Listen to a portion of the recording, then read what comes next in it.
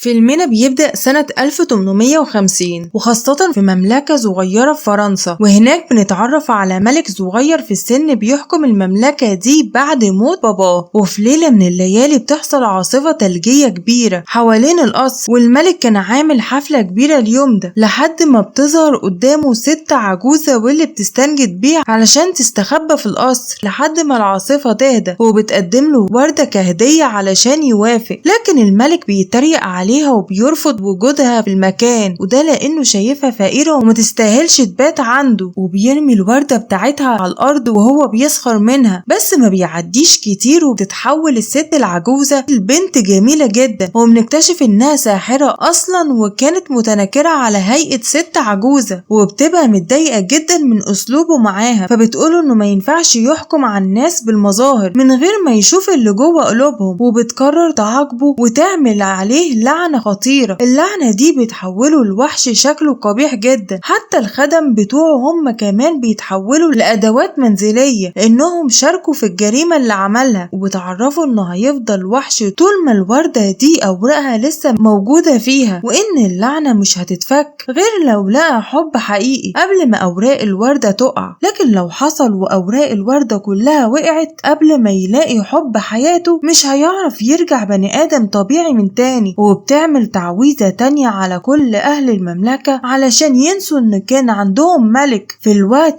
ده بنروح لقرية بسيطة تبع المملكة بتاعة الوحش، وهناك بنتعرف على بنت جميلة اسمها بيل، وبنلاحظ قد إيه هي مرحة وبتحب تتعامل مع كل الناس، ومعظم شباب القرية كانوا معجبين بيها، خاصة شاب كان قائد في شرطة القرية اسمه جاستون واللي كان عاوز يتجوز منها. لكن بيل ما بتكونش مهتمة بيه خالص عكس باقي البنات اللي بيجروا وراه دايما. وبعدها بيل بترجع البيت وبنعرف ان مامتها ماتت من فترة قريبة، لكنها مش عارفة ماتت ازاي، ولما بتسأل باباها عن سبب موتها ما بيرضاش يقول لها. وبالليل بنشوف والد بيل وهو بيجري بالعربية بتاعته وسط الجبال، لكنه بيدخل لمنطقة جبلية والعربية بتاعته بتتكسر، وبتظهر مجموعة من الذئاب وهم بيهجموا عليه، فبيحاول يهرب منهم بأي طريقة، وبيركب الحصان بتاعه وبيجري بيه وهو مش عارف هيروح فين لحد ما بيوصل لقصر الوحش بتاعنا واللي كان معزول فوق الجبل. وساعتها والد بيل ما بيعرفش القصر ده بتاع مين، فبيدخل على طول وبيتفاجئ بسفرة مليانة أكل كتير، فبيقعد ياكل علشان بيبقى جعان جدا. لكن فجأة وهو بياكل بيلاقي فنجان شاي بيتكلم معاه. وقتها والد بيل بيتخض من اللي بيحصل وبيجري على بره بسرعة، لكن وهو خارج للأسف الملك الوحش بيشوفه من الشباك، فبيتضايق جدا علشان سرق من عنده، فبيهجم عليه وبيقرر يعاقبه ويحبسه مدى الحياة. والحصان بتاعه بيهرب من الخوف وبيفضل يجري لغاية ما بيرجع القرية تاني. ولما بيل بتشوف الحصان راجع لوحده فبتفهم ان باباها حصل له حاجة، وبتطلب منه انه يوصلها لباباها، والحصان بياخدها وبيرجع لقصر الوحش تاني. وبعد شوية بتوصل بيل للقصر، فبتستغرب ان في قصر بالشكل ده وكمان موجود فوق الجبل ومحدش يعرف عنه حاجة خالص. وأول ما بتدخل جوه القصر وقتها بتتفاجئ بشمعدان بيتكلم مع ساعة وبيقول إن البنت دي هي اللي هتخلصنا من اللعنة. فبتسمعه بيل وبتقول مش مصدقة إن في شمعدان بيتكلم، ولسه بتقرب منه بتسمع صوت والدها جاي من الدور التاني. بتاخد الشمعدان في إيديها وبتطلع تجري على مصدر الصوت لحد ما بتقدر توصل للزنزانة اللي والدها محبوس فيها. فوالدها بيكون خايف عليها جدا من الوحش وبيطلب منها تسيبه وتهرب بسرعة، لكن قبل ما تفهم منه حاجة بيظهر الوحش من وراها وبيعرفها انه حكم على باباها بالسجن علشان سرق وردة من الجنينة بتاعته، وانه مش هيسمح له يخرج وهيفضل هنا طول حياته. فبتنصدم بيل انه حبس باباها علشان مجرد وردة ولسه هترد عليه، فبيظهر قدامها بشكله المخيف وبيقول لها انه اتلعن وبقى وحش بسبب وردة، فطبيعي انه يحبس باباها علشان سرقها. ساعتها بيل بتطلب منه انها تتحبس مكان باباها، لكن باباها بيرفض انها تعمل كده وبيطلب منها تمشي. فبتحاول بيل تقنع الوحش انه يفتح لها زنزانة علشان تتكلم مع باباها لاخر مرة. فالوحش بيعرفها ان مسموح لها تتكلم معاه دقيقة واحدة بس، ولو ما خرجتش قبل ما المدة تنتهي مش هيعرف يفتح لها الزنزانة تاني، لانها لما بتتفتح مرة لا يمكن تتفتح مرة تانية. لكن بيل بتدخل بسرعة جوه الزنزانة وبتزق باباها بره وبتقوله يهرب بسرعة. ساعتها ساعتها الوحش بيقرر يطرد والد بيل بره القصر ويحبس بيل مكانه، وبالليل بيروح لبيل وبيفتح لها باب الزنزانة وبيعرفها انه جهز لها أوضة علشان ترتاح فيها، فبتكون مش فاهمة حاجة منه. في الوقت ده بيبدأ يشرح لها كل حاجة حصلت من زمان، وبيقول لها انهم ملعونين بسبب ساحرة حولتهم لأساس منزلي، وبعدها بيعرفها الشمعدان انها تقدر تدخل اي مكان في القصر ما عدا الجناح الغربي لان مانع اي حد يدخله، وبيوصلوها للأوضة اللي هتنام فيها، فبتتفاجئ بالدولاب بتاعها وهو بيتكلم، فبتفهم ان كل الاساس اللي جوه البيت بيتكلم. في نفس الوقت كان باباها رجع قرية تاني علشان يطلب المساعدة منهم، وبيبدأ يحكي لأهل القرية عن العاصفة التلجية اللي موجودة فوق الجبل، وإن في وحش خاطف بنته، لكن محدش بيصدقه خالص لأن مفيش عاصفة تلجية ظهرت ولا حاجة، وكمان هو أول واحد يقول إن في وحش فوق الجبل ومفيش حد بيرضى إنه يساعده ما عدا جاستون الوحيد اللي بيصدقه وبيقرر يروح معاه لأنه بيحب بيل جدا. وبنرجع مرة تانية للقصر، وقتها بنشوف الوحش وهو رايح يتعشى، لكنه بيتفاجئ بالشمعدان والساعة وهم محضرين عشاء لبيل هي كمان، فبيتعصب عليهم وبيزعق لهم. لحظتها الشمعدان والساعة بيحاولوا يتكلموا معاه وبيقولوا له ان بيل هي البنت الوحيدة اللي تقدر تفك اللعنة من عليهم، وبيحاولوا يقنعوه يقرب منها ويبقى شخص لطيف معاها. وفعلا الوحش بيقتنع بكلامهم وبيوافق، وبيروح يخبط على باب اوضتها علشان يطلب منها تتعشى معاه، لكن بيل ما بترضاش ترد عليه، ولما بتلاقيه مصمم على رأيه بتقرر ترد عليه وبتعرفه انها مش هتاكل معاه طول ما هو حابسها في القصر. ساعتها الوحش بيتعصب جدا وبيرجع يزعق مع الشمعدان والساعة وبيقول لهم ما يطلبوش منها تاكل تاني ابدا، وبعدها بيسيبهم وبيروح للجناح الغربي اللي بنكتشف انه حاطط الوردة بتاعة الساحرة فيه وبيحافظ عليها على قد ما يقدر علشان ما تتأذيش، وورقها يقع قبل ميعادها، وعلشان كده مانع اي حد يقرب من الجناح ده. لكن بنلاحظ ان معظم اوراق الوردة قربت تقع، وبكده يبقى مفاضلش وقت كتير علشان يقدر يرجع لطبيعته من تاني. ومن الناحية التانية كانت بيلا قاعدة في اوضتها لسه ومش عارفة تعمل ايه، انها عرفت ان النط من القصر مش سهل، لحد ما براد الشاي راحت تتكلم معاها وفضلت تقنع فيها انها تتعشى مع الوحش، وفعلا بيلا بتقتنع بكلامها وبتروح معاها. واثناء ما هم ماشيين بتوصل بيلا للجناح الغربي وبتبقى مستغربة من شكل الجناح لانه ضلمة مش زي الغرف اللي في القصر، لكن اول ما بتشوف الوردة بتبدأ بيلا تقرب منها علشان تلمسها، بس الوحش بيظهر قدامها فجأة وبيزعق لها انها دخلت هنا وبيطردها بره الجناح. وقتها بيلا بتتضايق من طريقته معاها ومن عصبيته وبتجري بره باب القصر وبتركب الحصان بتاعها علشان تهرب، لكن وهي بتهرب بيظهر قطيع من الذئاب وبيهجموا عليها، وبرغم انها بتحاول تبعد عنهم الا انها ما بتعرفش لحد ما بيحاصروها وكانوا خلاص هياكلوها. فبيجي الوحش بسرعة وبيدافع عنها وبيمسك ذئب منهم وبيعضه في ظهر الذئاب، بتخاف منه وبتهرب على طول، ولما بيطمن ان مفيش خطر حواليها للأسف بيغمى عليه فورا. ساعتها بيل بتقلق عليه جدا وبتحطه على ظهر الحصان وبتحاول ترجعه للقصر من تاني. في نفس الوقت كان باباها بيدور عليها في الغابة لكنه كان نسى الطريق اللي بيوصل للقصر. بيل رجعت للقصر مرة تاني ونقلت الوحش للسرير بتاعه، لكن أول ما بيفوق بيزعق لها وبيلومها، وده لأن هي السبب لما هربت من القصر. فبتتضايق بيل من كلامه وبترجع لأوضتها وبتبدأ تتكلم مع باقي الأدوات وبتسألهم هم مستحملينه ازاي كده، فبيعرفوها انه شخص عصبي جدا وبيقول كلام يضايق، لكن في الحقيقة هو قلبه طيب بس تصرفاته دي غصب عنه بسبب الإحباط اللي عنده، وخاصة ان مفاضلش وقت وبكده مفيش أمل انه يرجع لطبيعته من تاني. وبيعرفوها ان الحل الوحيد علشان يرجع لشكله الحقيقي انه يلاقي بنت تحبه من قلبها، وساعتها هم كمان هيرجعوا لطبيعتهم معاه واللعنة هتتفك.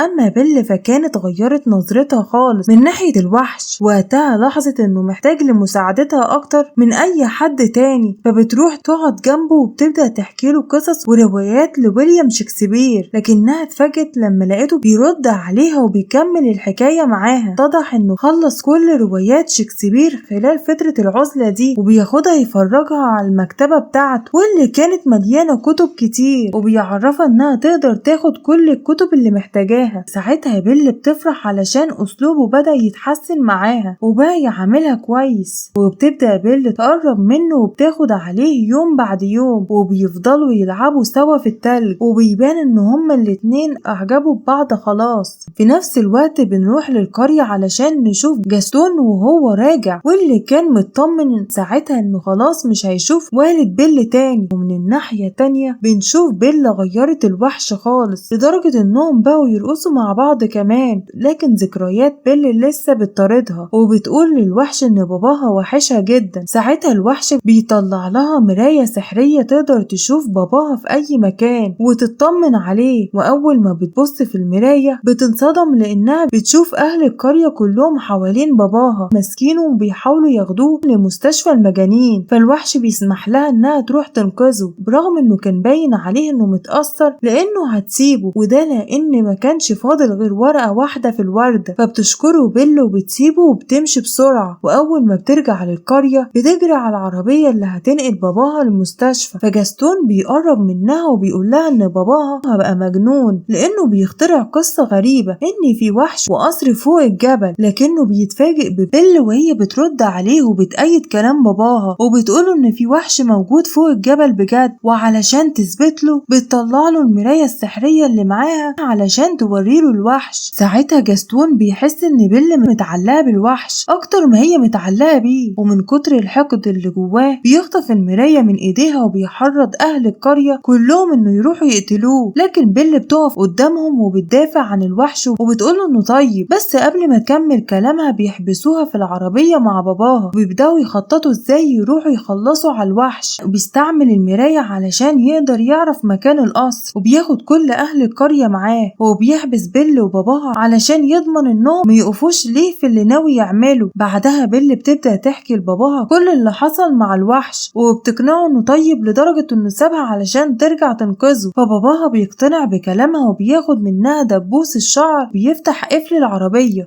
فبيل من غير ما تتردد بتجري تركب الحصان بتاعها وبترجع للقصر بسرعة علشان تحذر الوحش. اثناء ما كانت بيل في طريقها للقصر بنشوف هو بيحذر الوحش وبيقوله ان اهل القرية جايين يهجموا على القصر، لكن كان باين الاحباط عليه جدا لانه مفكر ان بيل مش بتحبه، وكده كده اوراق الوردة خلاص هتخلص واللعنة مش هتتفك. في نفس الوقت كان جاستون واهل القرية دخلوا القصر وبدأوا يدمروا فيه، بس الخدم بيدخلوا وبيخوفوا اهل القرية لحد ما بيهربوا. اما جاستون فما بيستسلمش وبيطلع يدور على الوحش لحد ما بيشوفه من على سور القصر فبيضربه بالنار. ساعتها الوحش بيقع من على السور لكنه بيمسك في سقف البرج وما بيموتش. في الوقت ده كانت بيل وصلت للقصر وبتطلع للجناح الغربي علشان تدور عليه، ولما بتشوف جاستون ماسك المسدس بتحاول تاخده منه، لكن جاستون بيضربها وبيوقعها على الارض. وقتها الوحش بياخد باله منها وبيفهم انها رجعت مخصوص علشانه، وساعتها بيتأكد انها بتحبه بجد. لكن جاستون بيديله طلقة تانية علشان يبعدوا عنه، بس الوحش بيقرب منه وبيقوم ماسكه من رقبته وكان هيرميه من على السور، لكنه بيفتكر كلام بيل معاه وانه لازم يبقى شخص طيب، علشان كده بيرجع في كلامه وبيسيبه يعيش. وبعدين بيروح يعترف لبيل بحبه بس ما بيلحقش يسمع ردها، وجاستون بيضربه برصاصة في ظهره فبيقع من على الجسر. تجري بيل علشان تلحقه لكنه كان بيطلع في الروح وخلاص قدامه دقايق وهيموت. وفي نفس اللحظة بنشوف اخر ورقة بتقع من الوردة، لكن قبل ما توصل على الارض وبعد ما كان خلاص اغمى عليه بتفك اللعنة وبترجعه لشكله الطبيعي من تاني هو وباقي الخدم بتوع القصر. وبعد مدة بنشوف الملك وهو عامل حفلة كبيرة علشان يتجوز من بيل، وكل اهل القرية بيحتفلوا بالمناسبة دي. حتى الساحرة فكت اللعنة وخلتهم يفتكروا ان كان ليهم ملك بيحكمهم، وكل ده لما اتغير للأحسن وبقى انسان تاني مبقاش يحكم على الناس بالمظاهر زي زمان بعد ما اتعلم ان الجمال الحقيقي بيبان من جوه. ما تنساش تعمل لنا سبسكرايب لقناتنا لودي بتلخص افلام وتوصل الفيديو لاكبر عدد من اللايكات، وتكتب لنا في كومنت بتتفرج على الفيديو من اي بلد. اشوفكم في الفيديو الجديد.